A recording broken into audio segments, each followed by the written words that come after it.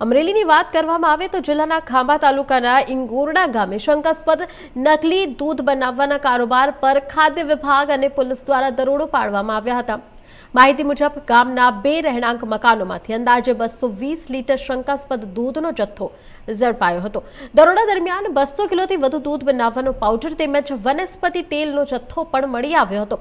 ખાદ્ય વિભાગ અને ખાંભા પોલીસે ગત મોડી રાત્રે કાર્યવાહી કરી શંકાસ્પદ દૂધનો જથ્થો નષ્ટ કર્યો હતો।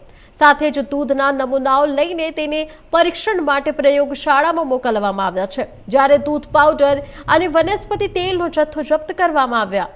ઉલ્લેખનીય છે કે અગાઉ પણ નજીકના વડિયા ગામેથી ડુપ્લિકેટ દૂધ ભરેલું ટેન્કર ઝડપાયું હતું। ફરી એક વખત ઇંગોરડા ગામે શંકાસ્પદ દૂધનો જથ્થો મળી આવતા વિસ્તારમાં દૂધ માફિયાઓમાં ફફડાટ ફેલાયો છે।